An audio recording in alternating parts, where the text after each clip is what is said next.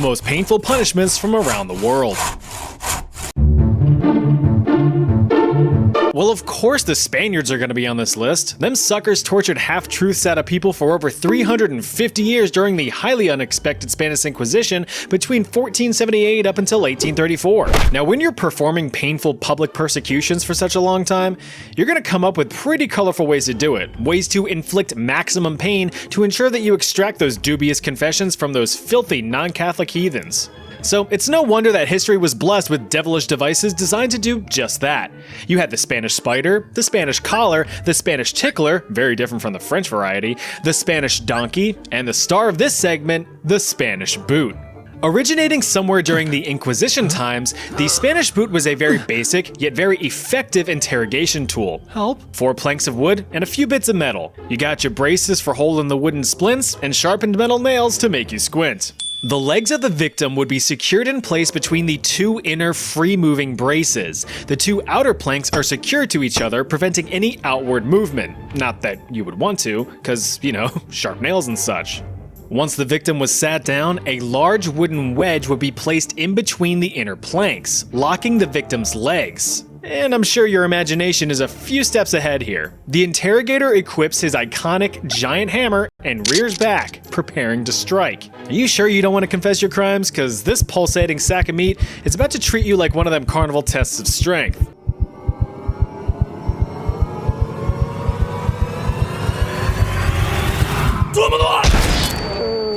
With one swift blow from the hammer, the wedge drives the inner boards outwards, lacerating your legs, shattering your shins, and crushing your calves. The pain is pure agony. And that was only the first strike. Additional slams from the mallet reduce your legs down to something resembling burger meat. Remember when you could walk like 30 seconds ago? Yeah, me too. Now, despite the Iberian identity, there were many variations of the Spanish boot throughout history. The Scottish first dabbled in boot torture even before the Spanish, tightly binding victims' legs in saturated leather. The bindings would then be heated over an open fire, shrinking the leather and constricting the legs to the point of snapping bone. The French even got in on the action with their own version. The victim would be bound and gagged on a wooden chair with both feet placed in a single oversized iron boot. It would then be filled with either boiling water, boiling oil, or even molten lead. And if you're unaware, pure lead melts at around 622 degrees Fahrenheit or 328 degrees Celsius. For comparison, just 2 seconds of exposure to 150 degree Fahrenheit water is enough to cause third-degree burns on human skin. Victims of the French boot would have their skin and their muscles boiled off of their bones or encased in a big hunk of lead. Better get to confessing, or at least make up something convincing.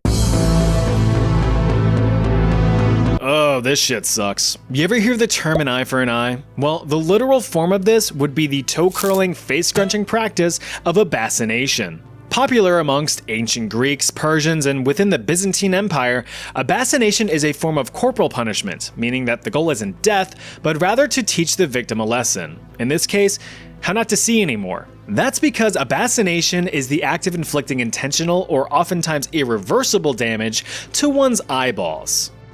Hey. What the fuck? Your bulbous oculi have a myriad of nerves ready to send your brain big ouch signals the moment they detect discomfort. And boy, are they about to feel some discomfort. Although it was mainly used as a punishment for heresy or treason, the act of annihilating one's eyes existed all across human history. Perhaps one of the most popular examples of this was executed by Byzantine Emperor Basil II. After defeating the Bulgarians at the Battle of Cladion, Big Bad Basil had taken thousands of enemy soldiers hostage. He had ordered that the men be divided into groups of 100 and brought before him. It was then he had his men gouge out the eyes of 99 of the soldiers, sparing one who would be allowed to keep one eye. That lucky duck would be the one to lead his now blinded comrades back to their respective commanders. Now, according to legend, this mass blinding was conducted on 15,000 men, granting Basil II the vicious title of Basil the Bulgar Slayer.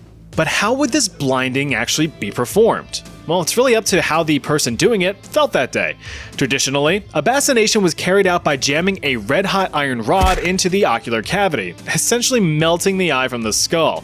Other flavors of removal included scooping with a spoon-like device, slitting with a blade, using preposterous pressure to pop them like pimples, or just leaving it up to good old chemistry. Now, if you really pissed someone off, you would be strapped to a chair while corrosive liquid, usually boiling vinegar, was placed in soluble cups and positioned over your eyes. The corrosive agents would slowly eat away at the bottom of the cups, left to drip into your eyeballs, which would painfully dissolve away. At that point, you'd be luckier to die than to survive. But couldn't they just close their eyelids? Oh, you mean these? Yeah, they cut those off too. Don't worry, it was only a little painful. See what I did there? No, you didn't. That's fine.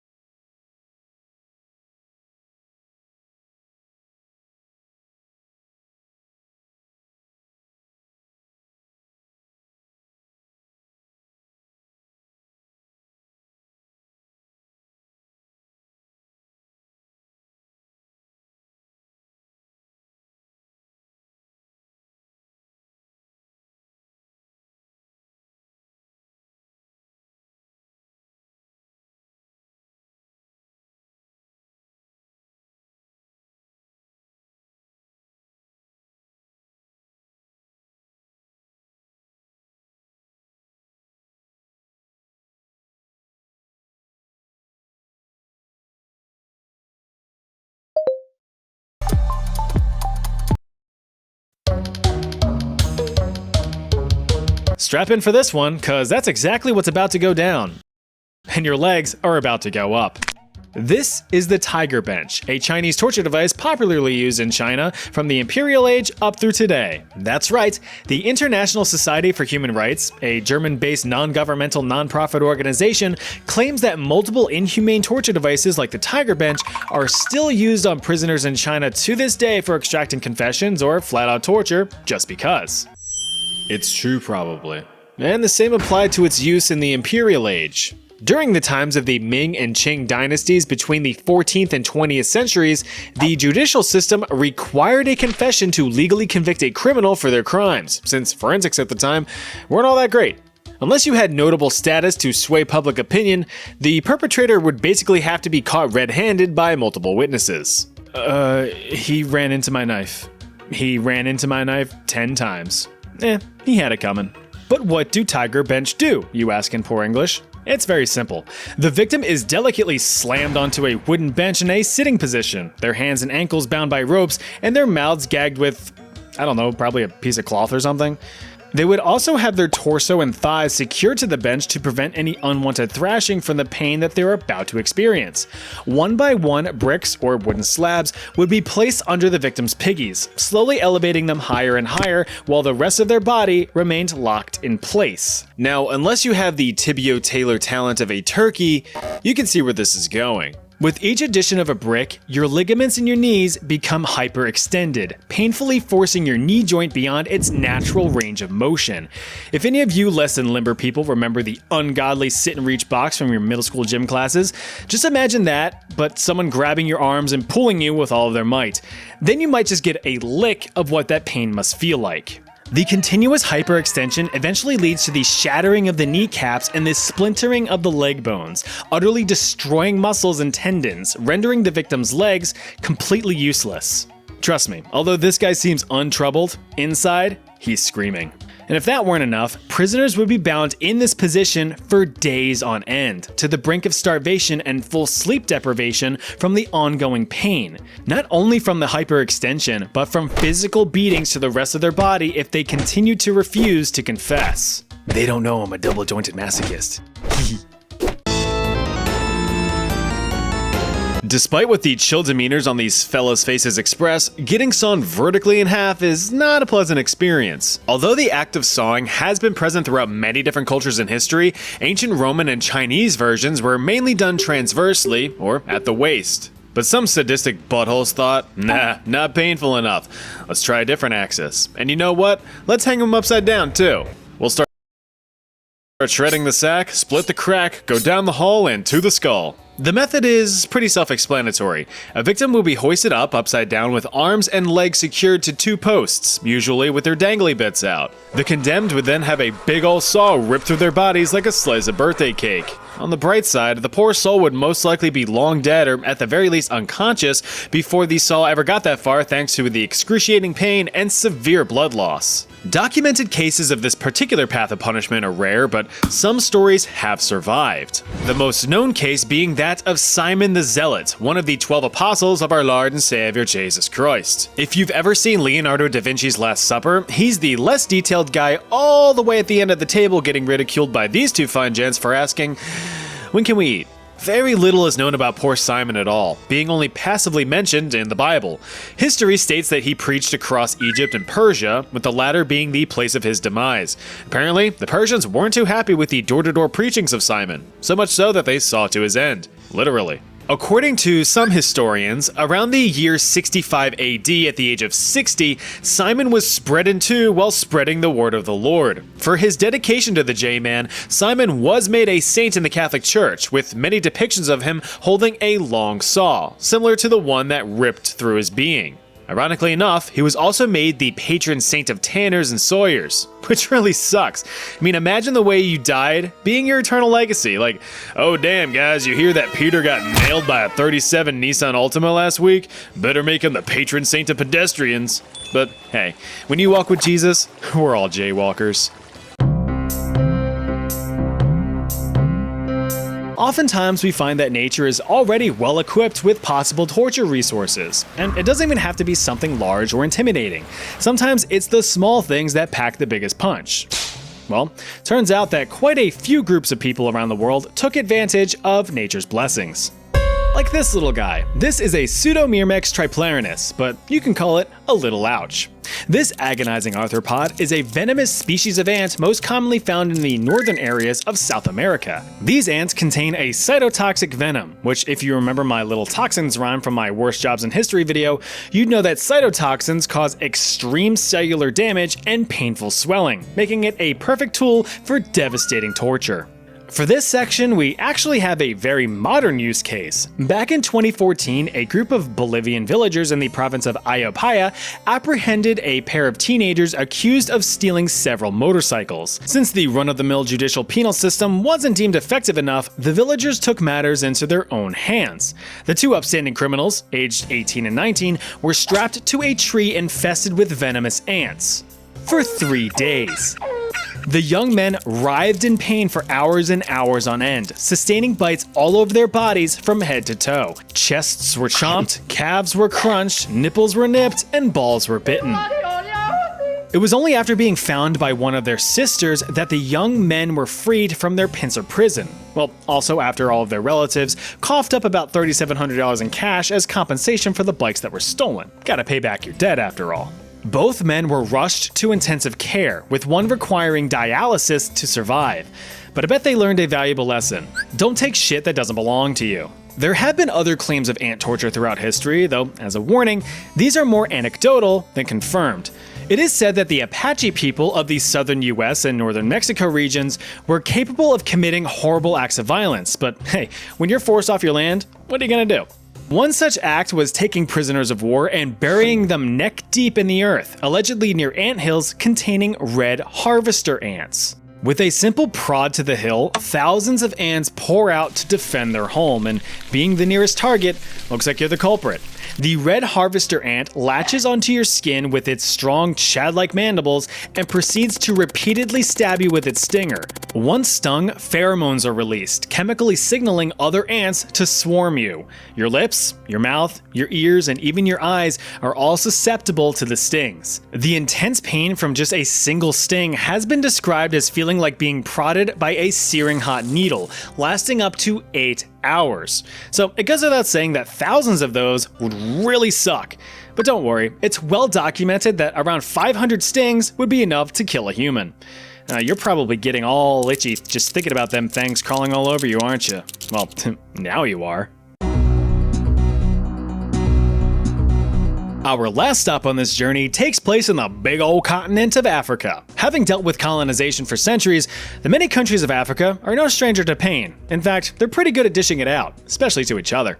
Now, the concept of trial by ordeal is not exclusive to Africa. It's been seen across Europe, Persia, India, and Cambodia as well, but this segment focuses on Africa. Why? Because that's how I wrote the script and that's how I'm editing this video, so... Okay, so the idea behind the trial by ordeal is to determine the guilt or innocence of the accused through various means of torture. If you survive, you're innocent. If you die, you're guilty. Not that it mattered anymore, but there were many different ordeals to be trialed through. These are going to be a bit rapid fire, so stick with me. And speaking of which, the first one is the trial by fire. The accused would either be forced to walk along a length of hot coals, hold scalding hot metal, or retrieve items from cauldrons of boiling hot oil. If the victim showed no visible signs of injury, they would be considered innocent. But that's just setting people up for failure. These examples of trial by fire have been historically documented across Togo, Nigeria, and Sudan. Next was the self-explanatory trial by poison. The accused would drink toxic concoctions consisting of various local poisons. In Liberia and Ghana, victims enduring the trial would be forced to ingest the bark of the sassywood tree. Alright, which one of you drank all the sassywood juice? I don't want to drink that stuff. Nope. Was it you? The bark of the sassywood tree contains erythrofleine, a powerful poison that can fuck up your heart. But as long as you regurgitate that slop out of your system, you're right as rain, and considered innocent. Similarly, some prisoners in Sierra Leone or Nigeria would drink a solution made from the calabar bean, which contains physostigmine, an acetylcholine esterase inhibitor. If you've never seen my chemical weapons video, this is just a fancy way of saying that it causes life-threatening seizures and a loss of your respiratory control, causing you to choke to death. One final trial would be the trial by water. Popular in pre-colonial Côte d'Ivoire, the accused would have their hands and feet bound and be tossed in the local river. Those who were able to break free of their bindings and swim to the surface were absolved of their crimes, while those who sank like stones were doomed to figuratively and literally drown in their guilt. Talk about washing away your sins. The worst jobs in history. If you ever think your job's crappy, try having to plunge into a pit of literal human doo-doo feces every single night. Way back in the day in good old England, some daring men made a career out of wading through human excrement. So-called gong farmers were tasked with draining out cesspits filled to the brim with offensive butt slop. The profession had existed for centuries, but it saw its height between the years of 1485 and 1603, also known as the Tudor period. Oi, I got a tutor for you. Since this was way before the invention of the turlet, people were content with just slamming their cheeks down in a public latrine to pinch off a quick loaf. The other problem was the lack of availability of somewhere to go. Towards the end of the 14th century, it's estimated that there was only one public bathroom per 2,000 people. Plus, keep in mind that all of that human waste was just piling up in a literal stone-lined hole in the ground, so you were just dropping logs onto a mountain of timber. The local government, realizing that this horrid threat to public health was fermenting beneath everyone's feet, took action to allow the construction of private outhouses and latrines in residential areas as a way to disperse the smelly sewage. It didn't work all that well. So with dookie levels rising, help was needed to drain the pits. Enter the gong farmer. The term gong deriving from an Old English term meaning to go. They were also referred to as the much more mysterious and cooler sounding title of nightmen, as the only time that they were allowed to perform their duties was under the shroud of night, and that really sucked. There were no flashlights, spotlights, or illumination of any kind. You just had to hope that the moon was shining brightly to light your way through the filth. The nightmen would enter these cesspits and drain the contents using buckets and shovels. Excrement was loaded into barrels and carted off to be dumped near the River Thames. Don't worry, it was used as fertilizer later. Maybe. These men would be knee-deep, waist-deep, even neck-deep in the stuff, which had its own risks, the first and foremost being asphyxiation. Cesspits were often enclosed spaces with little to no ventilation, so the buildup of noxious and toxic gases was a very real threat. Although rare, a gong farmer could pass out from a lack of fresh air and drown in the waste. Another risk was poor maintenance. Cesspits were typically drained as needed, which, depending on the size of the thing, could be up to 2 years between sloppy scoops. Since these pits just sat there and rotted, it was common for stone walls to collapse in on the farmers while they harvested their crops. Any scrapes or bumps would certainly get infected, which could only lead to a painful death. But these high risks were met with high reward. Since the job was less than desirable, gong farmers made quite a healthy living, about 6 pence a day. Now, I'm not quite sure what that is in non-silly sounding money, but sounds pretty good. Problem is though, gong farmers perpetually reeked from their labors and were only permitted to live in certain areas of the city, with most of the public actively avoiding them and, well, treating them like crap. Now, if you're looking for a soul-crushing, body-breaking job that pays next to nothing, you're an idiot. But I could recommend that you apply for the occupation of chimney sweep. These services were all the rage in, you guessed it, England's Tudor period. But the job has existed for hundreds of years. Rapid urbanization led to the construction of a lot of buildings, and each one of them suckers needs a source of heat. You gotta keep them English toesies nice and warm during the miserable gray winter months until the arrival of the miserable gray summer months. So a lot of fireplaces and chimneys were built to meet that demand. You do know how a fireplace works, right? Make fire, fire make heat and smoke go up through chimney and blow out the top. But all of that burning of wood and coal creates lots of icky carbon-heavy flammable deposits that build up within the chimney. Big problem, cause if that's not properly cleared out, then things can just go, and there goes not only your house, but a few neighbors' houses as collateral damage.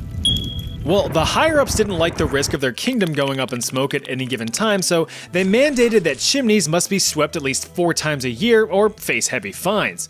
Thus, the employment of chimney sweeps became critical. The problem, though, is that chimneys at the time weren't exactly designed for human entry and cleaning. Bugger. Most flue networks in the building were grouped together on the roof, but could have sharp turns as they angled out towards their respective fireplaces or furnaces. To make matters even worse, regulations shrunk flue sizes down to as little as 9 by 9 inches. This made it nearly impossible for full-grown men to slip through the cracks. The solution? Children. Really young children. Adorable, wide-eyed orphans were yoinked from poor houses and taken on as apprentices called climbing boys, with opportunities to one day grow into master sweepers themselves, if they lived that long. If it wasn't obvious, chimney sweeping was extremely dangerous, especially for the little limber lads. Boys as young as 6 years old were sent up chimneys and told to get scrubbing. The physical dangers were abundant, as several children had died from getting stuck or horribly burned from scaling the scalding bricks. Keep in mind that these fireplaces were almost always in use, so those chimneys were hot and ready like a carry-out pizza. Now, if the cramming didn't kill you, the scrubbing would. Soot and creosote, the organic carbonaceous byproducts of burning wood and coal, are carcinogenic. So if you're trapped in a confined space just scrub-a-dub-dubbing away while sucking up hits of cancer-causing black powder all day day, things are not going to turn out well for you. But it actually wasn't your lungs that you needed to worry about.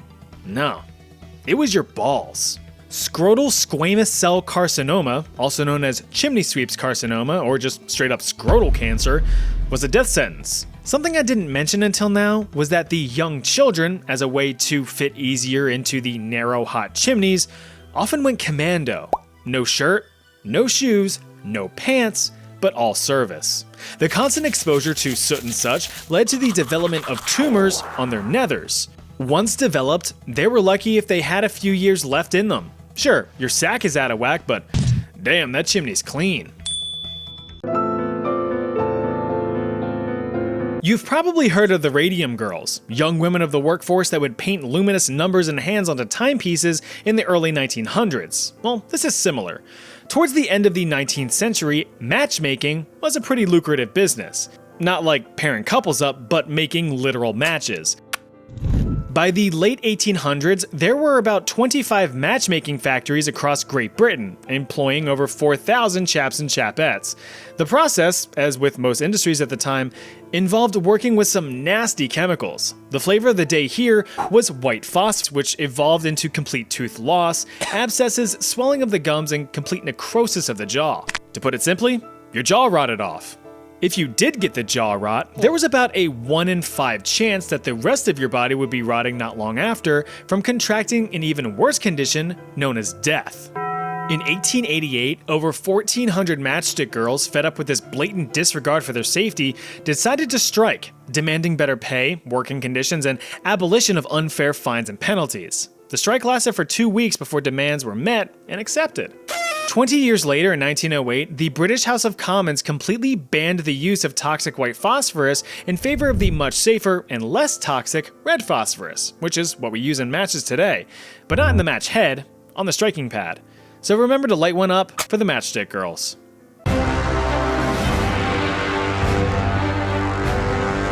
If you think your job's exhausting, try hauling an entire freaking ship up a river with your bros. These are burlaks, or barge haulers. They hauled barges.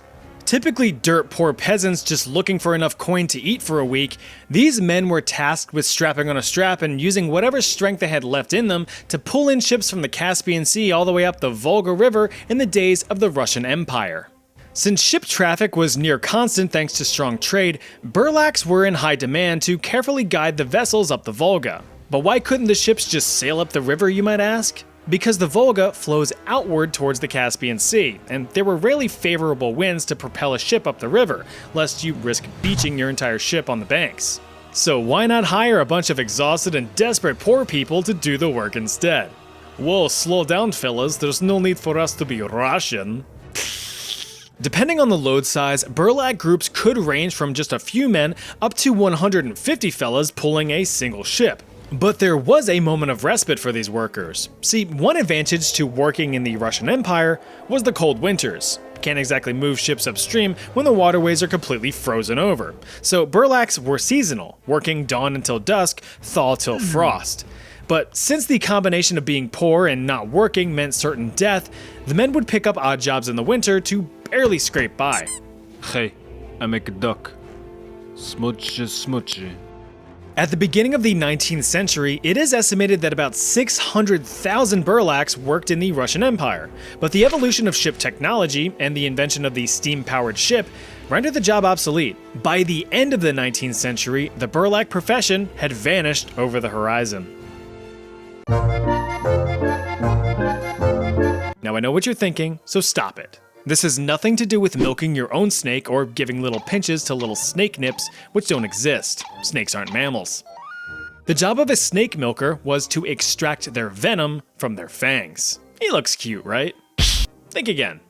Snake venom was highly coveted for use in early warfare as a biological weapon, granting you the ability to proc tick damage over time to your enemies if you weren't able to finish them off yourself. Perhaps the best weapons of choice to get slathered in the stuff were arrows. Lethality of arrows varied greatly. Take one in the skull? Yeah, sure, you're dead as a doornail.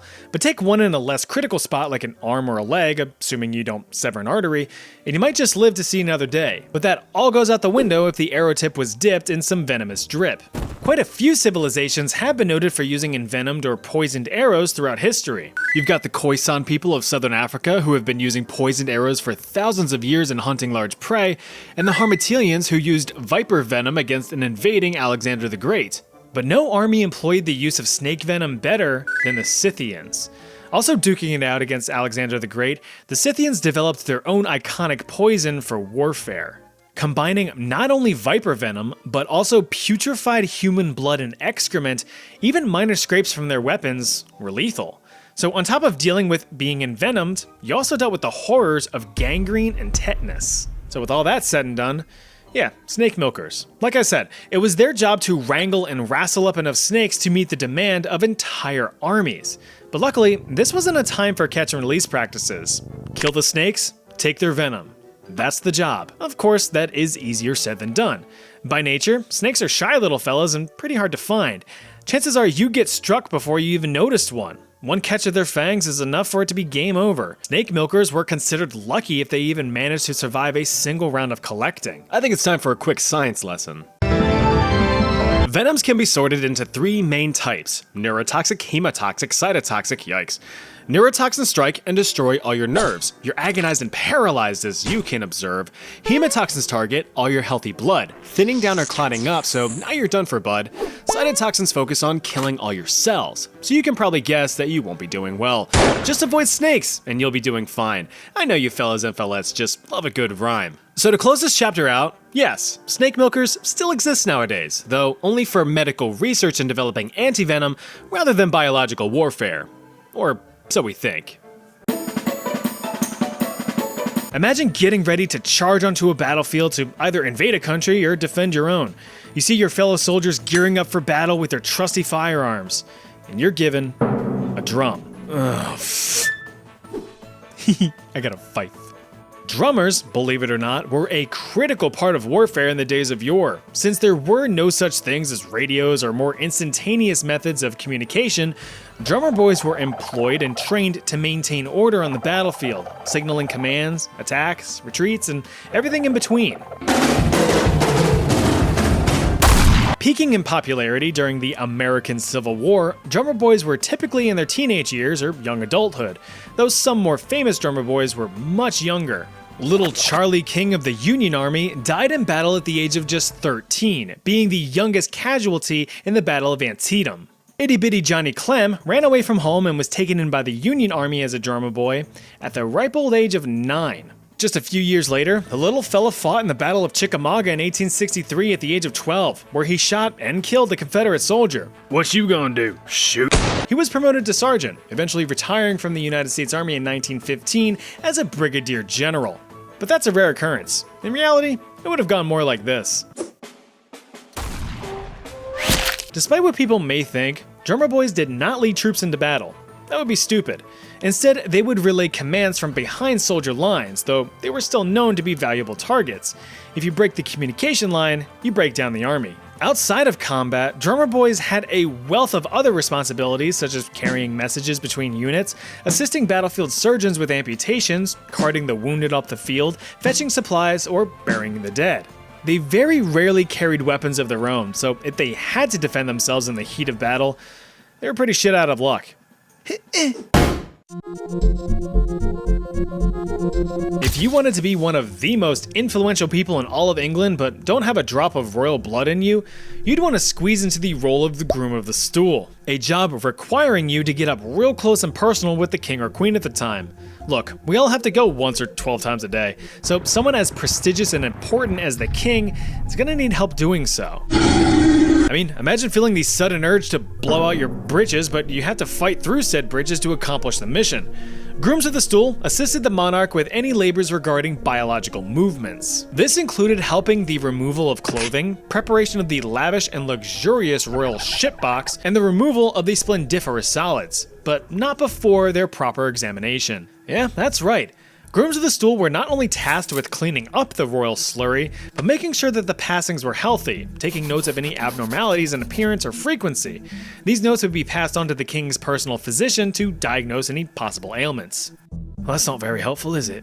After the log was sent down the river, the Groom of the Stool would also assist in the cleanup effort, either by handing the king his own personal cleaning cloth, or by taking up wiping duties themselves. Now you might think that this job sucked, but it was actually highly coveted and well respected, as Grooms of the Stool had access to the king outside of the public eye, allowing for valuable private conversations. Commonly high-ranking nobles or politicians, Grooms of the Stool were known to have influence in many formal rulings, laws, or personal life.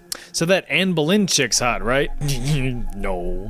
The first documented Groom of the Stool dates all the way back to 1495 under King Henry VII. The role continued to evolve over the years to the title of Groom of the Stole, though they were more so referred to as either the gentleman or gentlewoman of the bedchamber, depending on the monarch in charge, with responsibilities eventually focusing solely on the king or queen's wardrobe. The position was held for over 400 years until being formally discontinued under King Edward VII in 1901.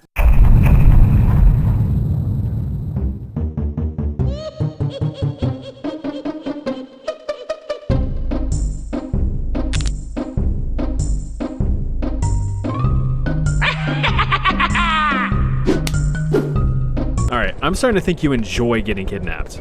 This time, you're flung into feudal Japan, a rather violent era in Japanese history spanning across several hundreds of years.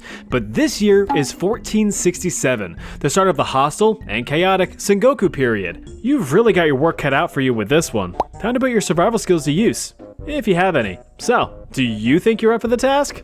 Let's find out. Welcome to Sengoku Jidai, also known as the Warring Clans period, a dangerous time in medieval Japan's already chaotic history. See what I mean? The Sengoku period was actually a subsection of the overarching Muromachi period, but that's not too important. All you need to know is that the government is falling apart. Basically, there's this guy, the Shogun. He's the ruler of Japan because he's a big, strong military man. But wait, I hear you say, I thought Japan had an emperor. And you're right, there is an emperor, and he technically rules Japan, but in reality, he's just a political figurehead that sits in the hotel cuck chair the whole time while the shogun does all the hard work to satisfy the country's freaky desires. So what the heck is causing all the ruckus? Well, the current shogun is in a bit of a pickle. All he wants to do is quit his job and retire so he can write poetry, paint, and strategically plant a few trees. Problem is, he has no son to take the reins, but he does have a war-hating monk brother. Beggars can't be choosers. Problem solved. Uh-oh. Looks like the Shogun's wife Amazon primed a baby overnight. How embarrassing. Since there was a strict policy of no takesy-backsies, the Shogun's brother remains the rightful heir. Wait just one gosh darn fucking second, says Mr. Shogun. I shot this baby out of my coot chute, so he's gonna be the heir. And thus, a power struggle began. I just want to paint. All of this instability within the shogunate caused the country to be split in two, Team Brother and Team Baby. Powerful clans waged war against each other in an attempt to get their side into power. This political shitshow inevitably led to an uncivil civil war, the Onin War. So the government's in complete shambles and anarchists rejoice. But then they have to realize that they actually have to live in an anarchy. So there's your background. Did you get all that? Glad to hear. Anyway, here you are, just outside of Kyoto, the capital city of Japan at the time, and it's just blazing with culture. And fire. Looks like the warring clans are getting a little carried away at the moment. That being the case, you're forced to roam the countryside in search of a place to anchor your roots and figure out a way back home. But you quickly learn that danger is all around you. It was fairly common for thieves or bandits to cross your path and try to yoink all your valuables, and then stab you. Speaking of the devil, here's one now, so prepare yourself. Sate sate, betsu no seizon sha. Nani? Oraka no koto shinai de kudasai. Jibun de kete to omou. Majo mo watashi o tsukamaeta. Nan kangetsu mo mai. Sore erai zutto ikkinukote imasu. Soshite watashi wa tsuzukemasu. Yoshi. Sono wa moshikashite 万月ほどつまり広告の中にいるのです関係ない死の準備を下着雲の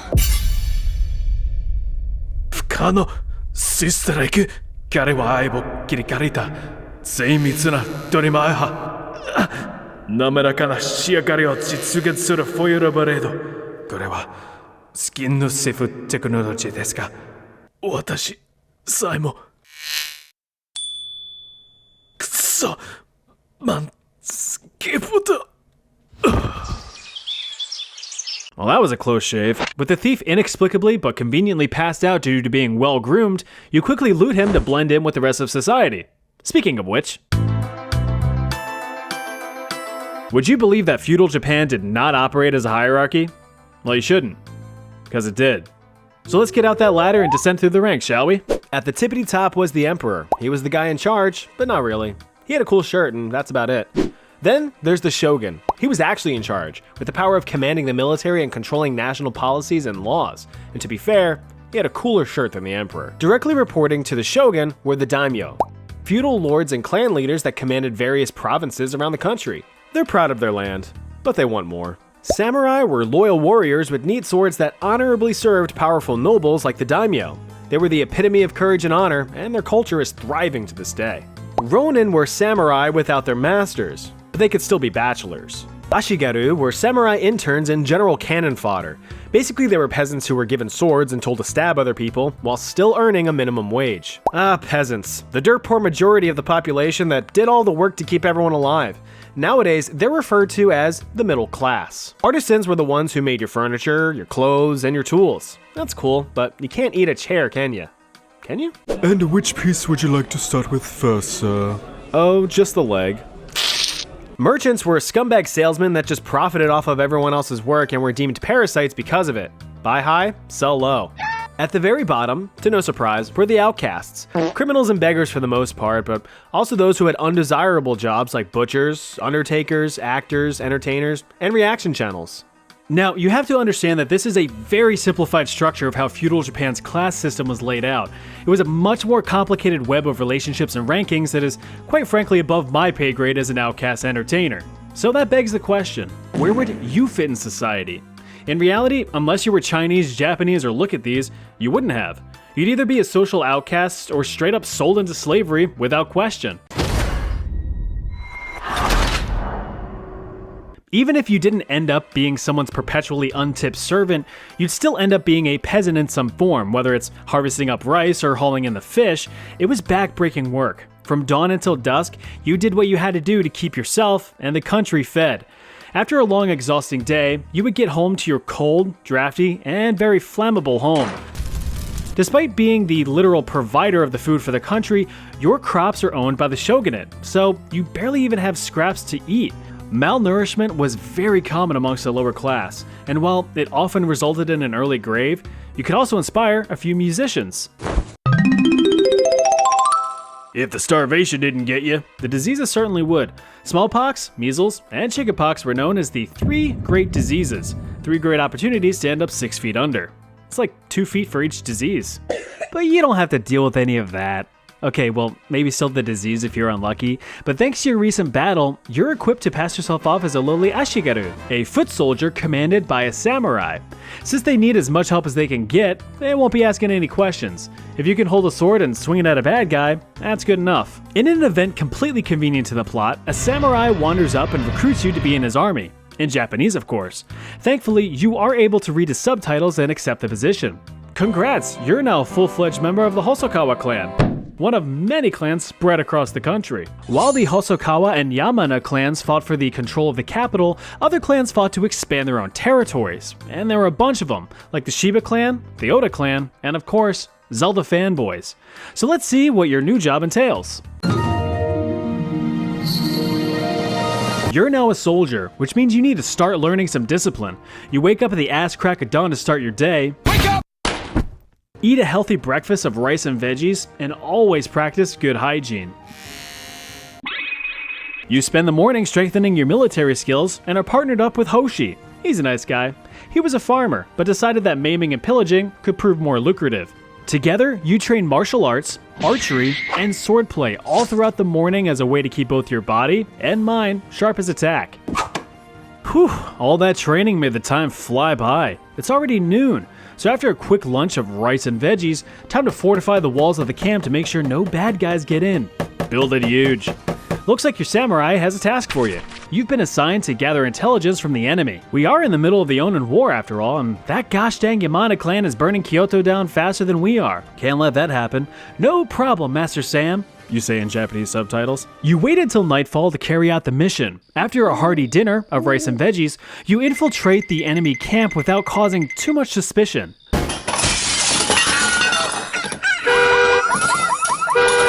You quickly swipe the intelligence and giddily make haste back to base. With the intelligence in hand, your samurai congratulates you on a job well done. In Japanese, of course. You slowly open the letter and scan the text. Oh no. It can't be. This is... Hi, we've been trying to reach you about your car's extended warranty. Shit. You stole the clan leader's mail by accident. Wait, there's a note. You're not the best at reading Japanese text, but you think you can make out what the message means. Looks like your next mission starts at dawn. Oh yeah, it's wartime.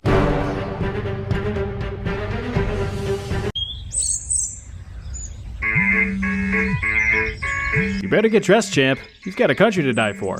Unlucky for you, early Ashigaru were not well equipped for battle. Remember that they were dirt poor farmers. They couldn't afford ornate weapons, so they had to make do with what they had, which was farming equipment.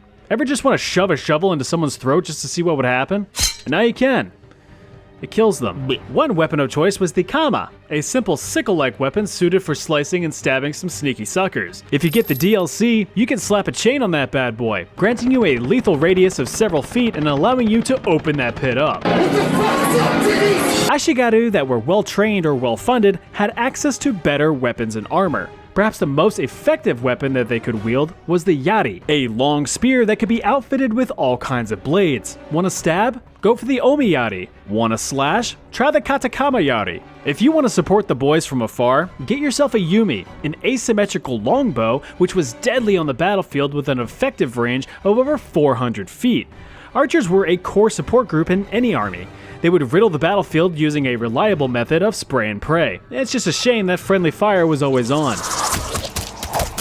If you wanted to spice things up, you could opt for fire or even explosive arrows. As for armor, it varied. The best Ashigaru were absolutely strapped with thick leather chest pieces, helmets, sleeves, and greaves. They were usually fitted with metal plates for added protection.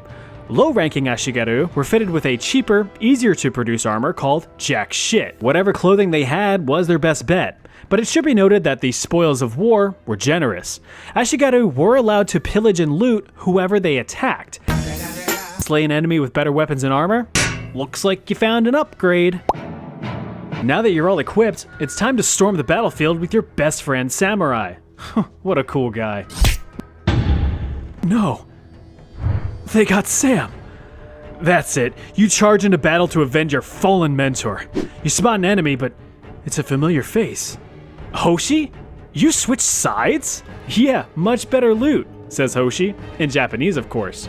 Just then, you notice fire spreading to a nearby building. Well, that's gonna suck, eh? You notice fire spreading to a nearby building. Well, that's gonna suck, eh?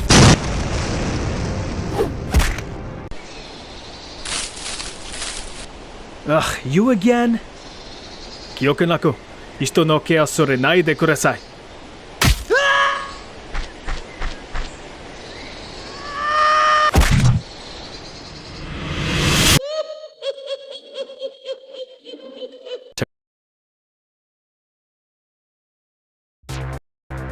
Eve to me is basically freedom. It's a giant open universe where you Terrifying mythical creatures from around the world.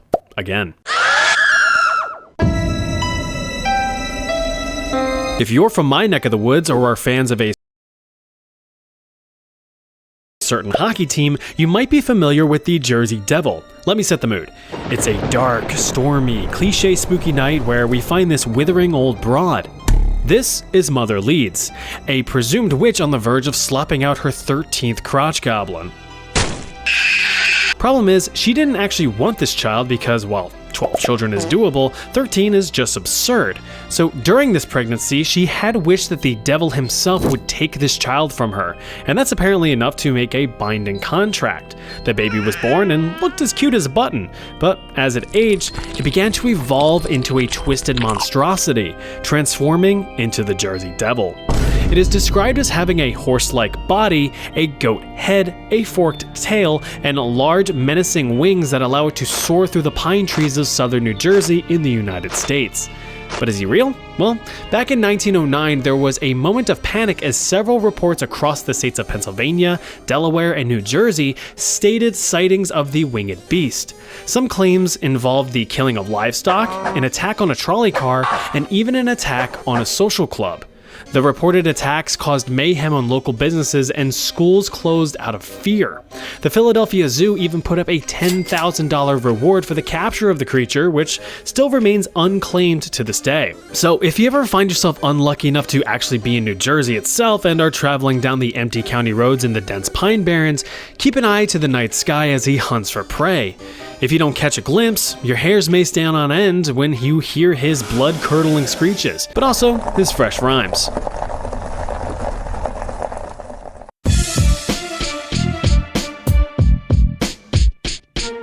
An answer devil, and I'm here to say that I most every day. Ever have the insatiable craving for the flesh of a fellow human? Well, you might just be a Wendigo, or you need to seek some professional help. Or both. Just a little ways up into the Great White North of Canada is where we find the origins of the Wendigo legend. Stemming from the folklore of the indigenous Algonquin Native American tribe, the Wendigo is said to either be an evil spirit or a creature in its own right. It is described as a thin, emaciated corpse with long, sharp claws on its little fingies. Its skin is sallow and gray, giving it a sallow and gray appearance. It also sports a stylish deer skull and antlers, which is a great distraction from the fact that you have 0.67 seconds left to live now that you've seen one. The Wendigo mercilessly hunts down any prey that gets lost in the woods on dark, cold, wintry nights. It is never satisfied when it feasts and must relentlessly seek out more prey. Every time it does feed, it grows larger in proportion, but always looks like it skipped every gym day possible. A Wendigo can grow as large as 15 feet, which, I mean, at that point you might as well just give up, as they have exceptional hearing and eyesight, so there's no point in hiding. Oh yeah, I said they, because there can be multiple. But if you are feeling like these Wendies need to go, you can test your luck in ripping one's heart out and setting it on fire to banish it to the Shadow Realm forever. Just remember that there are others waiting nearby. Let's take a skip across the pond to Ireland, the home of rain, redheads, beer, and the Dullahan. Never heard of the Dullahan? Well, I'm gonna tell you about the Dullahan. He is known as the Harbinger of Death, a foreboding figure that leaves nothing but destruction in his wake. The Dullahan is described as a headless horseman with clothes and a horse blacker than black, giving him the appearance of a character you have yet to unlock. He carries his head in one hand and a human spine whip in another, which he uses to whip out the eyes of anyone who dares to look upon him. Oh look, the Dullahan. Hey. The Dullahan is also a bit of a party pooper, showing up on holidays and festivals to fill his quota of bodies and to step on your cake. Oh, my cake. So if you want to avoid this guy, there's two possibilities. One is that you're his target and there's absolutely nothing you can do, so... But if you're not his intended victim, be sure you're carrying at least a single gold coin in your pocket or wearing gold jewelry, as the Dullahan hates gold for some reason. You ever see a Dullahan chasing down a blinged out rapper? I didn't think so. Right across the Irish Sea is Scotland. It's like Ireland, but more Scottish, and they've got some pretty interesting creatures in their repertoire. But today, we will be looking at the Ach Uisce. Yeah, doesn't sound how it looks, does it? The Ach Uisce is a malevolent water spirit that takes on the form of a horse, because Ach Uisce literally means water horse in Scottish Gaelic. So what does it look like?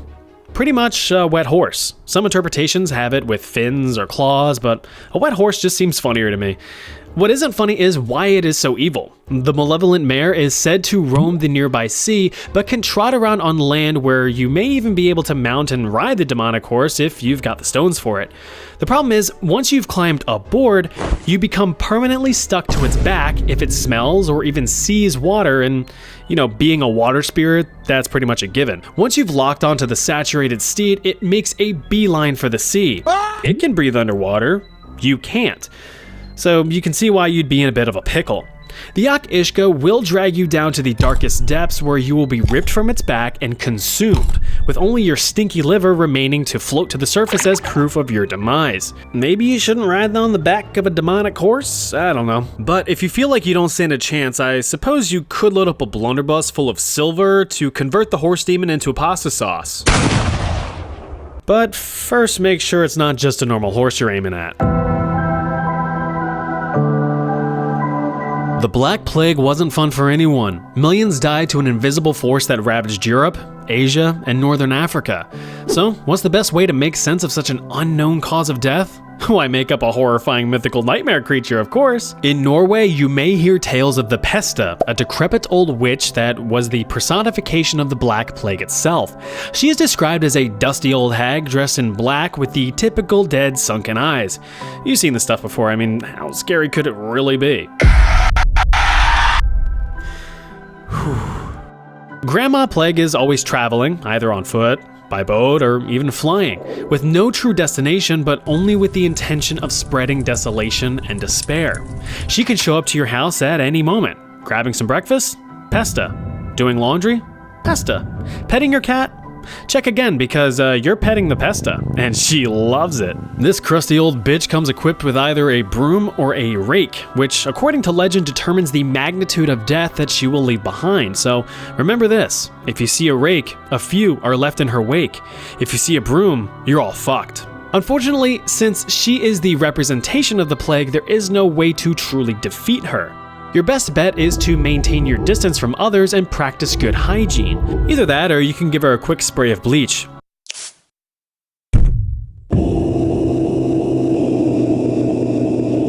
If you've ever glanced at a mirror and taken a look at the gorgeous creature standing before you, then you know what a doppelganger looks like.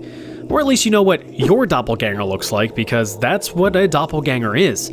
An identical, non-biologically related copy of you. So, sorry twins, you gotta sit this one out. You guys are creepy enough as it is. Originating from German folklore, it's unknown what this creature's true form is, as it instantly mimics the first person it lays eyes on. These mischievous little scamps will try to ruin your reputation by committing evil deeds and tricks while assuming your identity. So, it could be a valid excuse to relieve you of responsibilities for your actions. Farted in class? Nah, wasn't me. Terrible credit score? Wrong guy.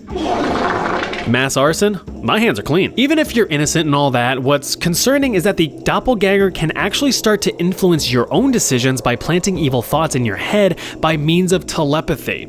So if you're sweating bullets as you're tempted to swipe the officer's service weapon when he stops you for a minor traffic infraction, that's just a doppelganger talking. But you have to resist. Just don't resist the officer or you'll end up looking down a barrel. Hey, you're finally awake. But if you do have to prove your innocence when side by side with your copy, there's a couple features that can tell you two apart. For one, the doppelganger has no shadow, so that's an easy giveaway. It also lacks a reflection, so it could just be a vampire that looks like you, or it's the doppelganger. Either way, that thing isn't you. You're you. Aren't you?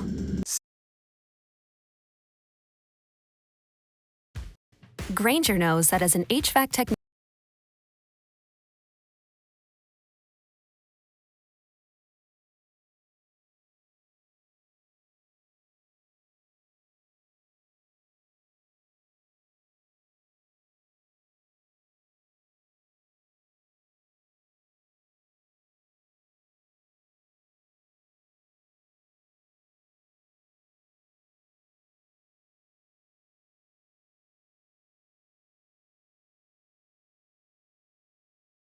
the heat is on you every day. Your first Secret spy gadgets, huh? You know all about the Cold War, right? It was that time between the 1940s and 1980s where the United States of America and the United States of Soviet Russia, or whatever it stood for, decided to really duke it out on whose economic system was superior for worldwide domination. Capitalism or communism? But since the USSR is nowhere to be found on a modern map and over 300 versions of Monopoly are available on the market, it's pretty clear who won. Now, it was called the Cold War because neither superpower actually fought each other directly. Instead, everything was just one big wiener measuring competition, from who could build better weapons to who could make more countries kill each other. But sometimes, sneaky measures were taken to get the upper hand. And that's where spies came in. Highly trained agents designed to infiltrate enemy lines and carefully yoink critical information from the other side, among other fruitful missions. But they needed to be creative in their method of extracting information to avoid getting caught. Good spies don't get caught. Perhaps the most common tool in a spy's arsenal was the hidden camera. In order to follow the cardinal rule of pics or it didn't happen, these discreet little lenses were used to secretly take pictures of sensitive documents or sensitive people without being too obvious. Это на сумме секретный документ. Really? Could you flip that over, please? Yes, of course. The clever cameras were carefully concealed in copious quantities of clothes and components like coats, coins, and cleavage. Perhaps one of the most effective types was the microdot camera, a tiny camera used to make even tinier pictures. About the size of a small coin, these little wonders captured images of full-size sensitive documents, but thanks to a special lens and some fancy physics, the resulting image would be scaled down to just a dot. A microdot, if you will. These microdots measured about a millimeter in length and could easily be snuck back into headquarters where they could be magnified and properly read. Gotcha. But taking pictures of a few confidential documents was small-time work. Sometimes you need to think bigger, like entire secret bases bigger. So in order to get a bird's eye view on the landscape, you had to do just that. That's where the employment and deployment of pigeon cameras came in. Specially trained pigeons that had big old cameras strapped to their chests and sent flying across areas where the camera could reveal potential bases and strategic locations. But if seeing wasn't an option, then listening was an acceptable alternative. It was a common tactic for intelligence operations to bug a room, meaning that multiple listening devices would be planted around said room or on an agent.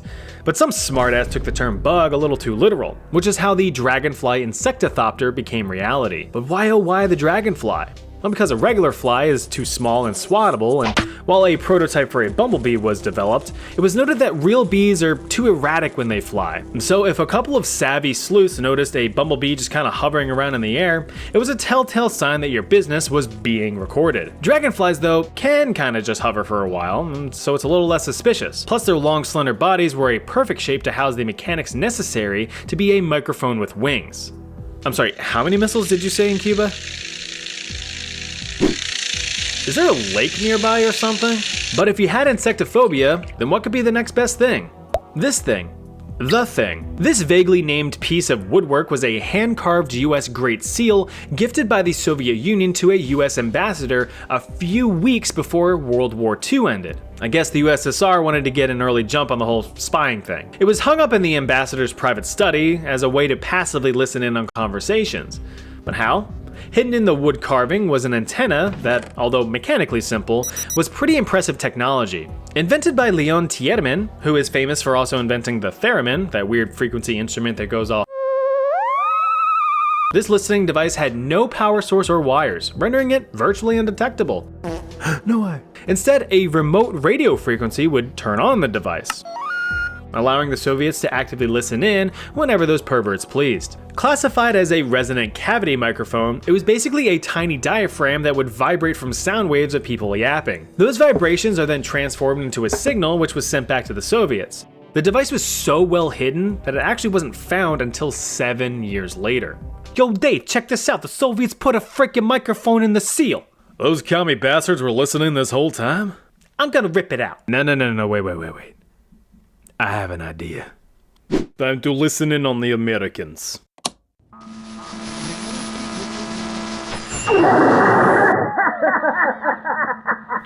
I hate my job. Now you might be thinking, man, microphones and cameras? That shit's lame on God for real, or whatever the flip y'all say today. Well, if I were mean, this is where I would put something loud to blow out your eardrums in retaliation. But I'm not gonna do that. Next up in the spy arsenal, sounds like an idea that someone just pulled out of their ass. You ever see like a Swiss Army knife with its super convenient and practical tools like knives and saws and screwdrivers? Now imagine if you got the sudden urge to just ram that thing up your anatomical back pocket for later retrieval in a pinch. Well, you're in luck I guess, because that's what the rectal toolkit is for. Hey, at least it's better than a glass jar. Used mainly by very brave CIA agents at the height of the Cold War, this toolkit was equipped with all the aforementioned tools needed to get yourself out of a shitty situation, all conveniently contained in a ribbed for your pleasure capsule. Although convenient, there might be a few obvious tells of the supportive suppository. Alright, the guards are distracted. Let's move out. I'm right behind you. Oh geez. Sometimes a spy needs a quick getaway. Luckily, there are plenty of opportunities at your disposal. Perhaps a spy's best offense was a solid defense of remaining anonymous and indiscernible amongst a crowd. Many spies were artists in terms of changing disguises on the fly to get any would-be pursuers off their trail. But if changing clothes didn't do the trick, then the 5-second mask would. This was a latex mask developed for quick identity theft on the go. In just 5 seconds, as the name implies, one could assume an entirely new appearance from the shoulders up, complete with facial hair and a hairline that screams, "I've got a mortgage, an unsatisfied wife, and 3 ungrateful brats at home." No enemy agents would suspect a thing, but they would certainly be sympathetic towards your new fake backstory, maybe even empathetic. Godspeed, soldier. But if you're still being tailed and need a quick diversion, it might be time to deploy the Jack-in-the-Box. Constructed from a hopefully unused sex doll, this inflatable fellow served as a decoy for a vehicular getaway. When getting Ubered away from a mission, you may get a feeling that you're being followed and need to quickly vamoose.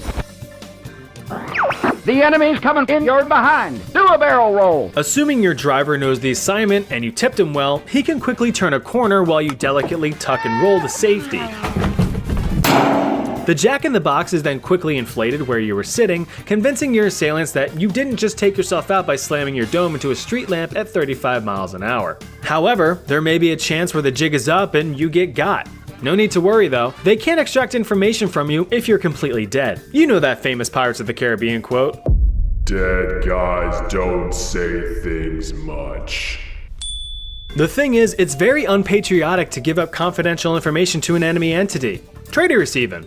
So in order to not disgrace your home country that put you in this dangerous pickle in the first place, you have one last resort. A lethal dose of cyanide hidden in your false tooth. Just gnaw on that sucker like one of grandma's old strawberry candies to earn your one-way ticket to Sleepy Bye Junction. Now, if you've got the stones for it and you want to fight back, that's where the real fun stuff begins, with an arsenal of concealed weapons at your disposal. This first one really packs a punch. This is the Sedgley OSS 38 single-shot glove pistol, a relatively simple weapon capable of delivering a very simple death.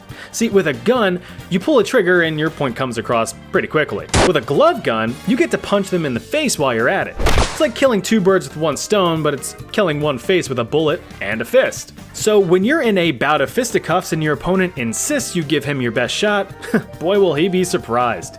For you ladies out there looking to discreetly apply a nice shade of red to yourself and a target, there's the lipstick pistol, also referred to as the Kiss of Death.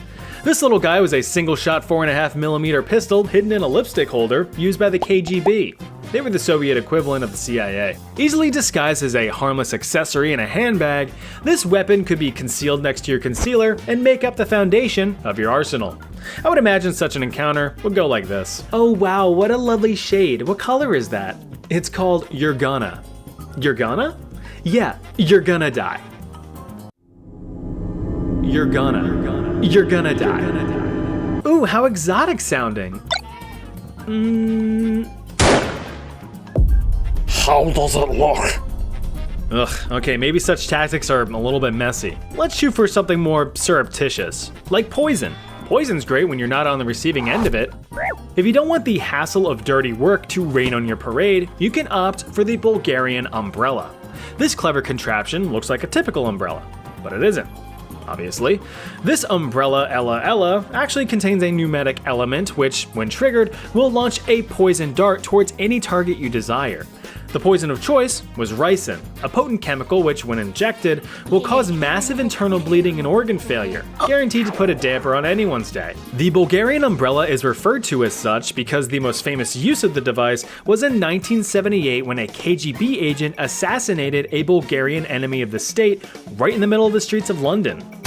Is someone there? I suppose if you really want to take aim at who you're pumping full of poison, then equip yourself with the ominously named Heart Attack gun. Revealed to the general public in 1975, this firearm was, as the name implies, capable of delivering one free heart attack by means of a lethal injection of shellfish toxin right into the bloodstream. The toxin was discovered by one Miss Mary Embry of the CIA. Her discovery also played a major role in Project MK Naomi, a secret US program aimed at developing biological weapons during the Cold War and a successor to the infamous Project MK Ultra. The poison was frozen into a compact dart and fired at a high speed. Once it penetrated the target, it would melt and be absorbed into the body. The toxin would spread and mimic the symptoms of an innocent heart attack. Only a tiny red dot was the evidence that anything malicious had even happened, besides a dead body. History's most ridiculous riots. Usually when you shout out an N-word in public, it can cause some severe backlash, and things weren't much different over 1,000 years ago. Way back in the humble year of 532 in Constantinople, the capital of the East Roman Empire, now known as the Byzantine Empire, some ancient stuff was about to hit the ancient fan. The number one thing to do in your boring life as a citizen of the Byzantine Empire was to waddle on down to the Hippodrome, the city's main sports arena. There, you could watch men race their little horsey carts against each other in the sport of chariot racing. The sport wasn't just one of entertainment, but one of politics as well. There were 4 teams or factions that you could get behind. You got your Rusata Reds, the Albata Whites, the Veneti Blues, and finally the Prasini Greens. The Reds and the Whites eventually got absorbed into the Greens and Blues and thus began a 2-party dispute. The Greens were the team of the lower working class, people like craftsmen, artisans, merchants, or laborers. On the other end of the economic spectrum were the Blues, the uppity rich folk. So the well-to-dos loved the Blues and the limited means favored the Greens, a natural rivalry. Frequently hosting these chariot races was the Emperor himself, and the flavor of the day around this time was Emperor Justinian I, a pretty energetic emperor praised for his various judicial reforms, but also execrated for his harsh taxation policies. Execrated. Here's a new word for you. You see, a few months back, a smaller riot had broken out after one particularly heated chariot race, which really wasn't all that uncommon, to be honest. I mean, look at what happens to cities when sports teams win or lose. Some things never change. Anyway, this particular riot resulted in a few rude dudes getting their noggins knocked. And by noggins knocked, I mean their whole skulls caved in. 2 men were arrested, 1 green fella and 1 blue fella. Understandably, they were both charged with murder and sentenced to death. But luck had other plans in store for them.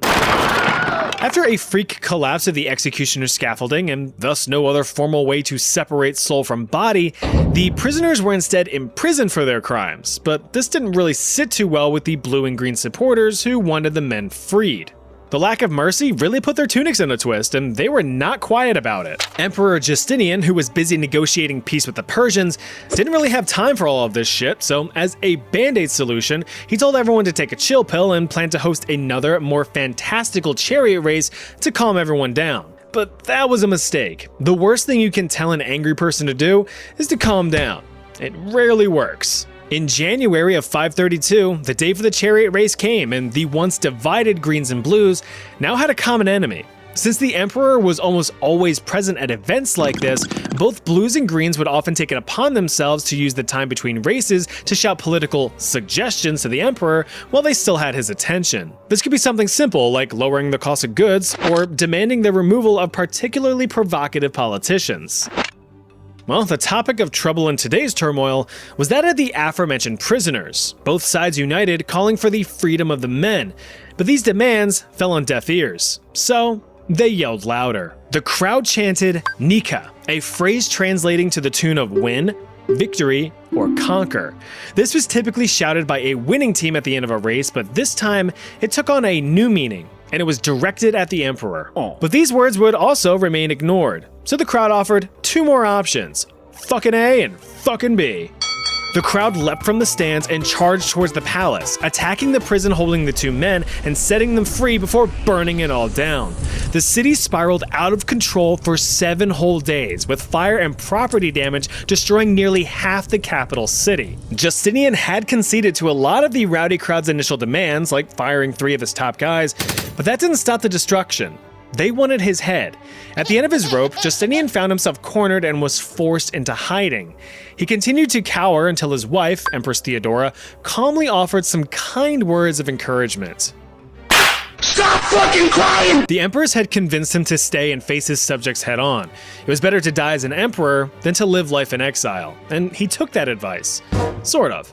He requested the rioters gather in the Hippodrome in order to propose an end to the madness. They agreed.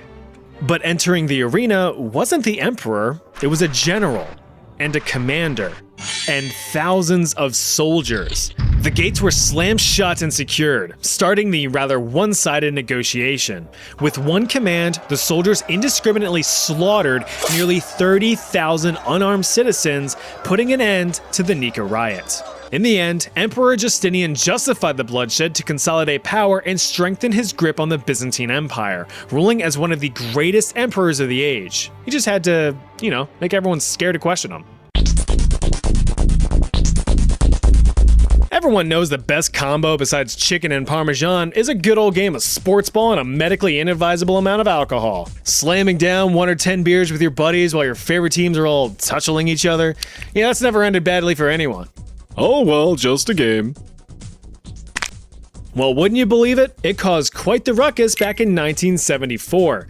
An extremely poorly planned promotion by the Cleveland Indians was 10-cent beer night. A night where, you guessed it, you could buy a usually 65-cent beer for just 10 cents a pop. As expected, this wouldn't be without limits.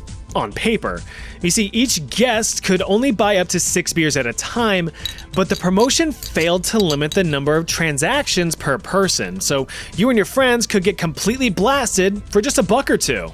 Now, to be fair, the promotional beer was light, only about 3.2 ABV, but when you're double fisting them things down, the math starts to add up. If that wasn't enough of a catalyst for a rowdy rumble, the Cleveland Indians were facing a rematch against the Texas Rangers after having just lost a few nights prior. Thanks to the 10-cent beer night promotion, attendance was near a record high, over 25,000 patrons, double the usual turnout. The game began and the Rangers quickly took a commanding 5-1 lead, which pissed off the Cleveland fans. You're out! Fuck! The crowd, after slamming down liquid courage for a few innings, started getting bold. The shenanigans began when a fan whipped out his own slugger and dashed across the field. There were a few more cases of relatively harmless indecent exposure, but things soon got out of hand, with Cleveland fans now pelting the other team's players with food scraps and beer bottles, and even some of the more sneaky guests started shooting off firecrackers in the stands and the field. All of these sober folks, realizing that things were about to get nasty, packed up and left before being brought into a brawl. At the bottom of the ninth, Cleveland made a comeback, tying up the game 5-5, but one final disorderly degenerate was about to be the spark of an explosive riot. A 19-year-old fan stormed the field in an attempt to yoink a Ranger player's hat. Not very smart. The fan ended up catching a Spartan kick to the sternum. Now fearing that his own player had been attacked, the Rangers' manager took to the field, bat in hand. Cleveland fans flooded the field and attacked the Rangers, hurling fists, rocks, bottles, chairs, each other, whatever they could get a hold of. Both teams were now fending off all of the fans, but luckily managed to escape the chaos, fleeing within the stadium. But in their absence, the rambunctious rascals destroyed the field, stealing bases and trashing the dugouts. Well, it looks like I made it to third base one way or another. Right, babe? The riot lasted just over 20 minutes before police came in and broke it all up, making 9 arrests. All in all, there were no serious injuries and the game was forfeited to the Rangers. Just over 1 month later, a second 10-cent beer night was held to the tune of over 43,000 attendees. But this time, only 2 drinks per person were permitted. No problems occurred. It may have also been due to the fact that there were about 200 cops on site to help maintain order.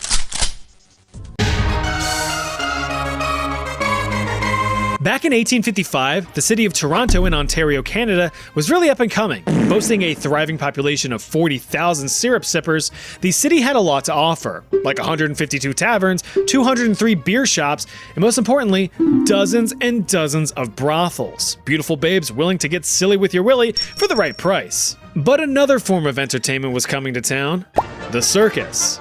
The American SB House Star Troop Menagerie and Circus, to be precise. Acrobats, performers, animals, and of course, the iconic clowns.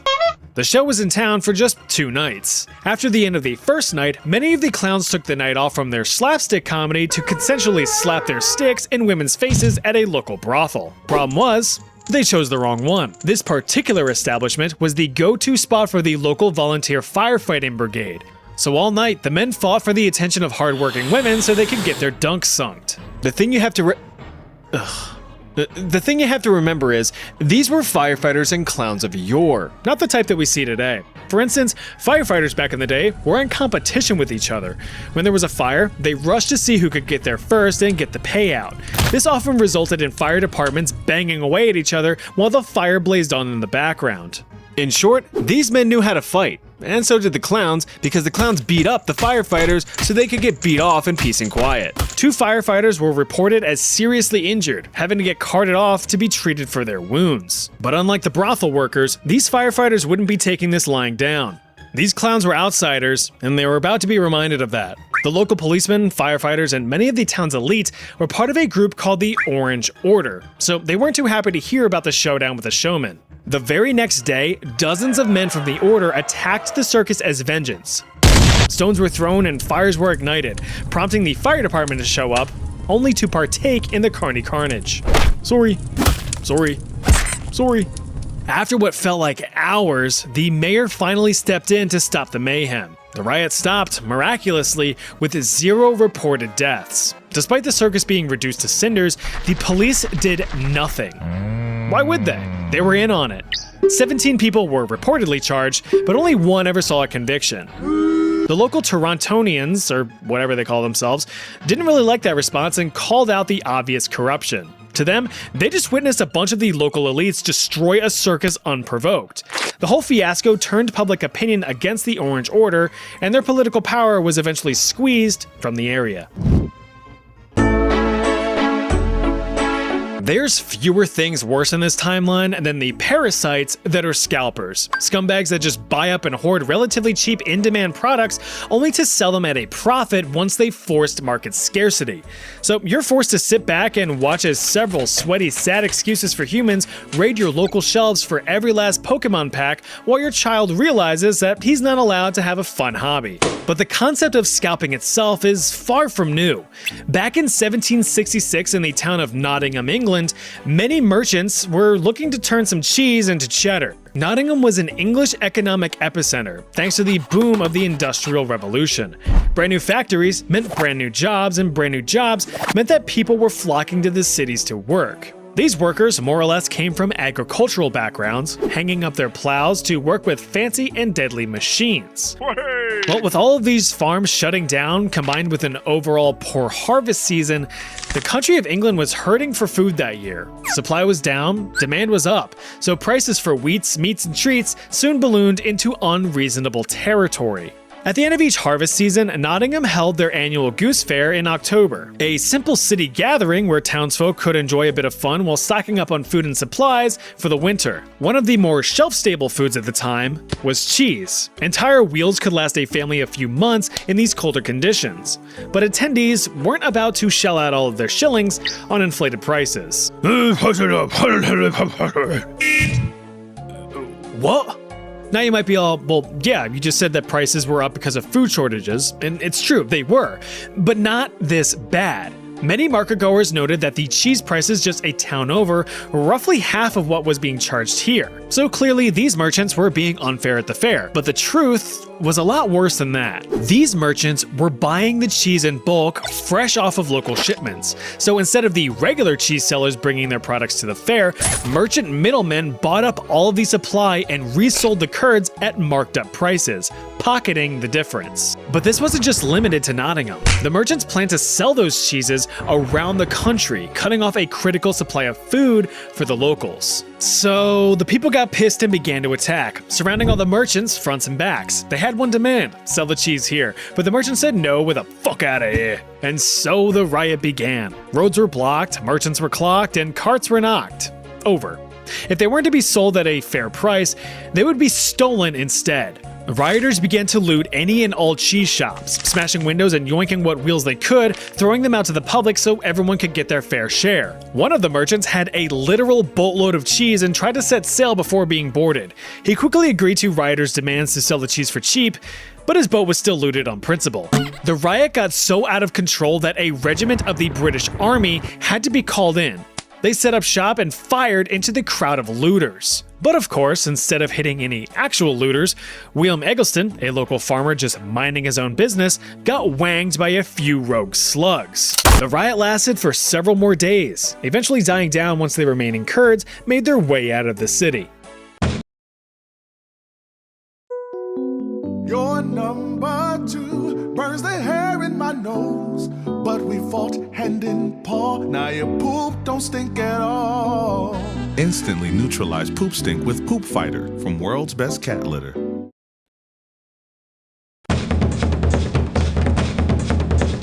Remember when companies used to host special giveaways, find a golden ticket and win a big old truck, or be the millionth customer and win a lifetime supply of used toenail clippings? They don't really do those anymore. and for good reason, something that the Pepsi Corporation would find out the hard way in 1992. In order to hook new customers onto their delicious and nutritious sugary soda, Pepsi held a contest in the Philippines. The Pepsi Number Fever Contest. Bottle caps of Mountain Dew, 7-Up, Mirinda, and of course Pepsi would each have a number printed underneath them ranging from 1 to 999.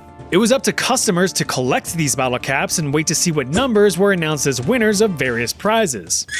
These were either small monetary or free product prizes, but the grand prize was a whopping 1 million Philippine pesos. This equated to about $40,000 in 1992 or about $92,000 in 2025 money. This was, at the time, equivalent to about 51 times the average annual salary in the Philippines, so it was a pretty big deal. Pepsi saw their monthly sales in the area balloon 40% as people scramble for their chance at wealth. New prizes and winning numbers were announced each night on television and radio, and the people would redeem whatever prizes they won. The entire promotion ran from February into May of '92. By the end of the run, over 51,000 different prizes were awarded, including 17 lucky winners of the grand prize. But unfortunately, everyone's luck was about to run out, or at least to them, it would seem like their luckiest day of their lives. As a side note, when companies hold sweepstakes like this, they set aside a specific budget and plan out how many winners of each prize there will be to spend that budget. For the Pepsi Number Fever Contest, it was $2 million. They had already made that back in the first few weeks of the promotion, but once the budget was spent, then the promotion was over. On May 25th, another grand prize winning number was announced, 349. Since this was a grand prize, only 2 bottle caps bearing the winning number were supposed to be in circulation. There were more. A lot more. Thanks to an oopsie in the manufacturing department, over 800,000 bottles were distributed with the number 349 under the cap. So in theory, Pepsi was now on the hook for over $32 billion in prizes, almost triple what the entire Pepsi company was worth at the time. Fleets of Filipino fellas and fellettes flocked to their local Pepsi bottling plants to redeem their fortune, but were confused when they saw everyone else with the same supposed winning number. To make matters worse, the company retracted the number, correcting it to 134 the next morning. All of the top Pepsi executives held an emergency meeting to decide a course of action. They agreed to eat into the promotion's profits and count it as a wash. But for 800,000 people, this meant that they could only forfeit about $18 a person. Nearly 500,000 accepted, but 300,000 did not. Thousands of irate individuals banded together, forming the 349 Alliance with the goal of boycotting Pepsi products and eventually receiving their promised prizes. But that wouldn't happen. Over the next several months, numerous small riots broke out, destroying dozens of Pepsi delivery trucks and endangering Pepsi employees. Unfortunately, an extremist protester lobbed a live grenade in a warehouse, popping 3 bottle plant workers in the process. Another device that was hucked at a Pepsi truck ended up taking the lives of a local school teacher and a 5-year-old girl. Yellow. Legal actions against Pepsi persisted up until 2006, where the Supreme Court ruled in favor of Pepsi, absolving them of any future liability for the contest. The contest was a good idea in theory, but it ended up fizzing out and falling flat. It's pronounced Palingopur, and it's ridiculous. Also known as the Eel Riot, this little event is quite the hidden gem in the history of Amsterdam. Let me introduce you to Palingtrekken, a rather curious Dutch pastime. It involves a bunch of your closest friends, a long rope, and a lubed up live eel. Your imagination filling in the blanks a little bit there? Well, allow me to paint a picture. Freaky deaky Dutch dudes would spend summer afternoons attempting to grab a live eel from a rope draped across either a canal or trees, while standing in boats or on horseback respectively.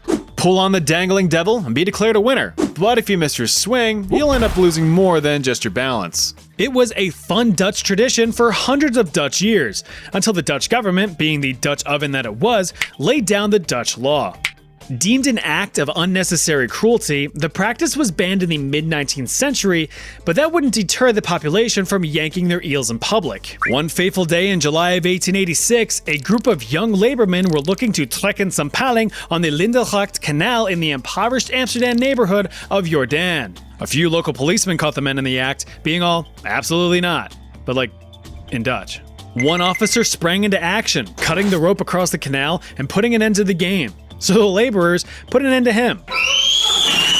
The officer was dragged into a nearby cellar and had the ever-loving shit beat out of him. The other officers fled for backup, but this only escalated the situation. Deeming the act of cutting the rope more as an act of oppression rather than punishment, the young men rallied nearly the whole neighborhood, forming a bloodthirsty mob. They fussed about for hours, clashing against police reinforcements, but when nightfall hit, everyone kind of called it a day and went sleepy by. The entire neighborhood awoke the very next morning refreshed, but still fuming, so they armed themselves with sticks and stones to break some bones. They regrouped and stormed the local police station to vent their frustrations. They began to pelt officers with rocks, sticks, bigger rocks, literal garbage. Whatever they could get their hands on, it became a projectile. Knowing that peace was not an option, the officers called in military support. But even while staring down a well-armed army, the mob would not falter. The army decided to calm the rioters down with some live ammunition. Once the smoke had settled, 26 lay dead with 130 injured. But the eel was okay. Evil queens and their evil schemes. Well, that's a stretch. When you come across big bad figures in history, you might wonder if their infamous traits get passed on to their children. In the case of Mary Tudor, daughter of certified neckbeard King Henry VIII, the apple didn't fall far from the royal tree. But not for the reasons you may expect. Little Mary was born in 1516 and was actually the 5th child of King Henry and Queen Catherine of Aragon, but the only one to survive past infancy because babies are fragile.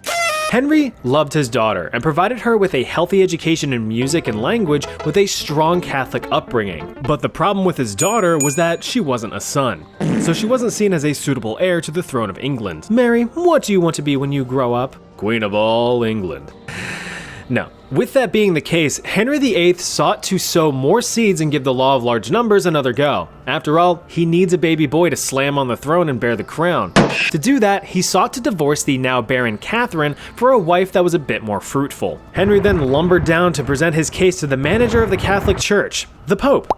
"No way, Henry, them's against the rules," said the Pope. But Henry argued, I'm the king. I'm the one with absolute power. And annulled the marriage anyway. That little act of defiance was a precursor to the English Reformation, which toned down the Pope's authority within the Catholic Church.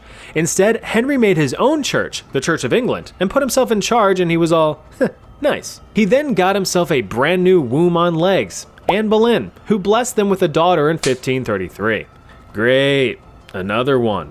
When he divorced Catherine and started slop-flopping with Anne, Henry illegitimized Mary's claim to the throne and stripped her of her royal titles. From that day forward, a seed of resentment and hatred within Mary took root that would continue to grow for years to come. Eventually, Henry got his heir. Little Edward VI spawned into the world in October 1537, but had connection issues and lagged out in 1553 at the age of 15, a short 6 years after Daddy Henry himself expired. Blech. With no other heirs, there was really only one person who could take the throne, Lady Jane Grey, King Henry VIII's great niece. But Mary was royally ticked off, being all... After gathering a gaggle of supporters, Mary had Lady Jane's 16-year-old dome lobbed off and took the throne. Now in power, Mary's main goal was to re-establish Catholicism as the one true religion within England, since evil Papa Henry played a part in the Protestant Reformation, which diminished Catholic support. To help with that, she went and married Catholic fanatic Philip II of Spain, which was in the middle of the highly unexpected Spanish Inquisition at the time. She also reinstated heresy laws and began her purge of heretics within England. Basically, if you weren't or didn't want to be Catholic, then you could just get out. But Protestants protested her authority. No, it's just one word. Oh, that makes much more sense. With some light pushing and heavy shoving from her new husband, Mary decided to fight fire, with actual fire, by burning people. From 1555 to 1558, Mary had almost 300 people burned at the stake for heresy, truly believing that it was the only way to cleanse England of blasphemous false religions.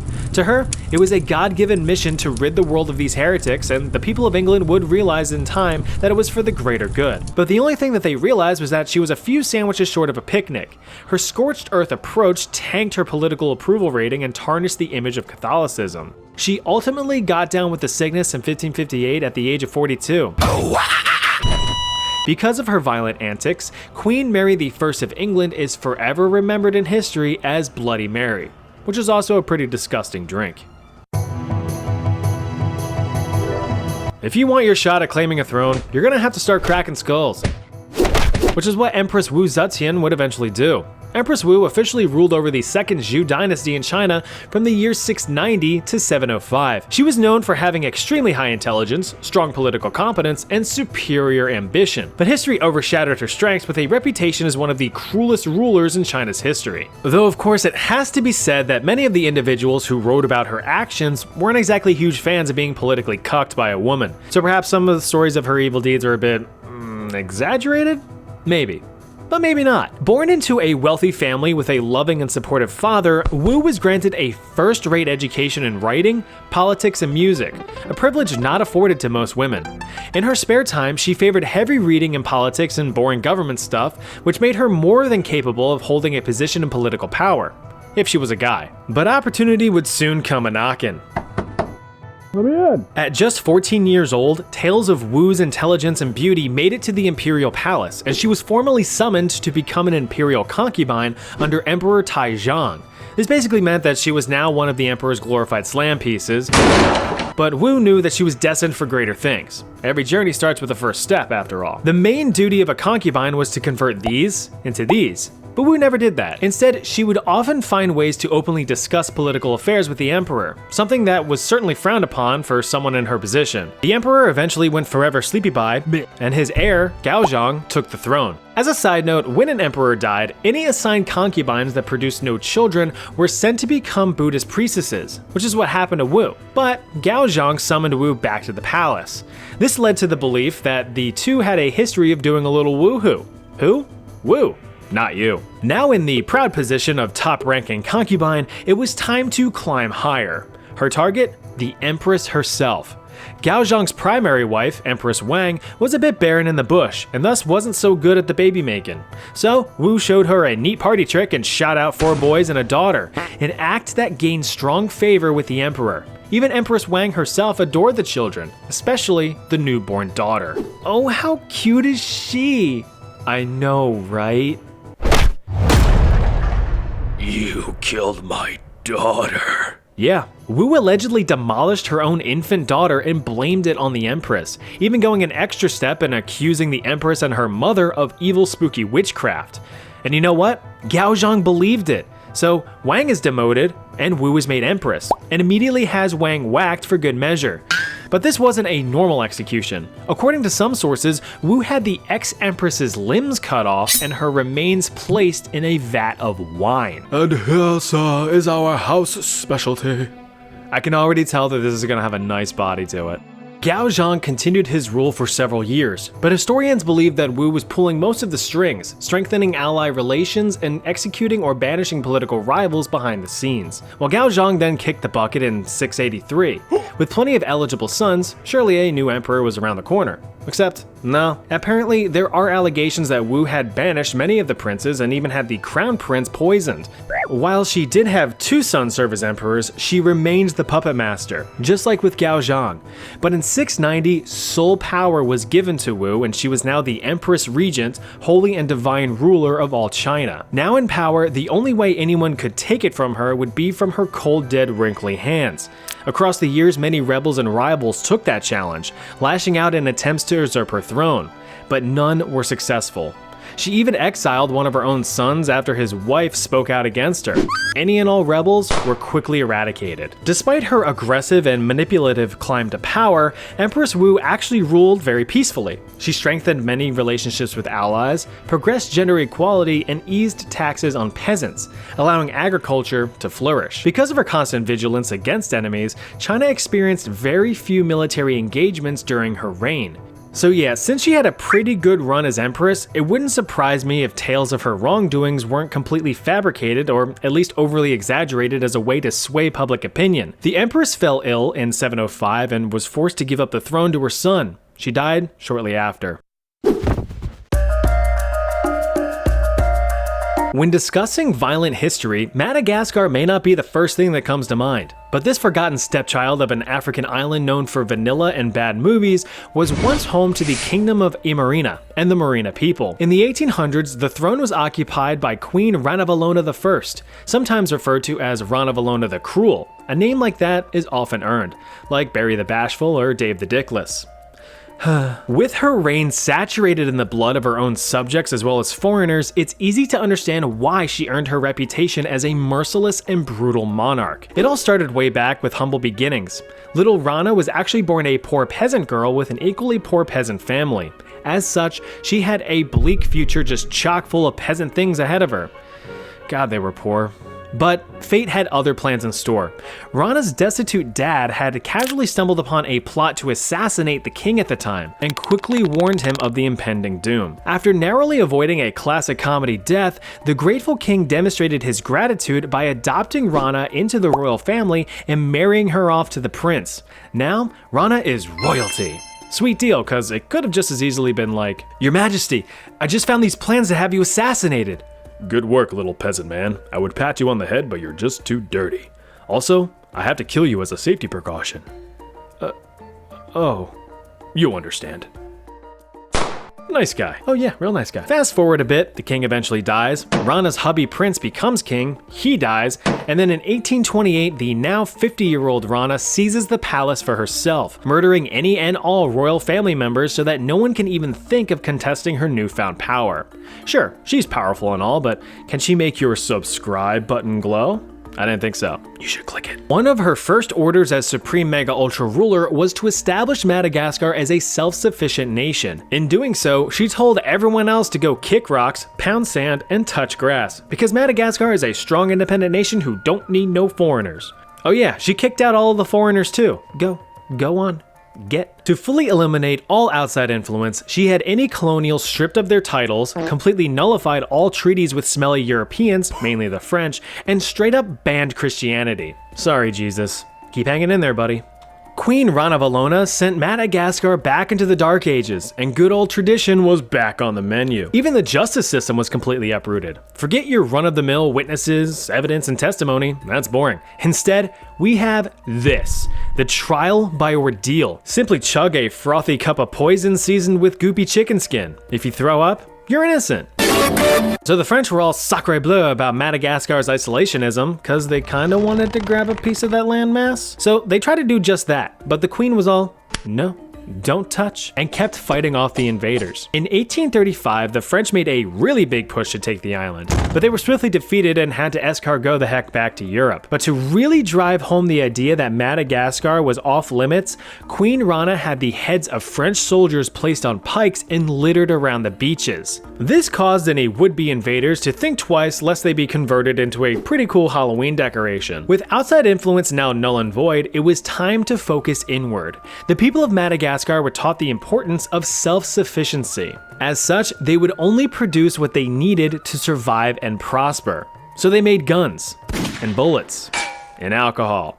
Hell yeah. Infrastructure and factories were built using mandatory labor. This was a kind of tax that citizens paid through sweat and tears. After all, them things ain't gonna build themselves. As for the Christians on the island, they were executed, either by being hucked off ledges, burned, or by using a colorful method of progressive amputation. Not a good time or place to be a Christian. Many citizens were outraged at what the kingdom was turning into and attempted to remove Rana from the throne. Keyword being attempted.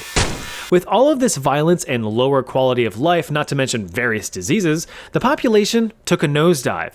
Some sources claim that between 1833 and 1839, Madagascar's population of 5 million fellas was cut down to just 2.5 million.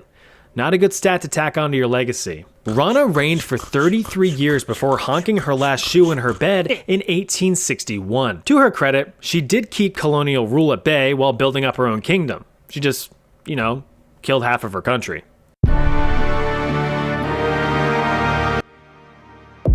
Yes, I know Elizabeth Bathory wasn't a queen. She was a countess, but her story more than makes up for it. So,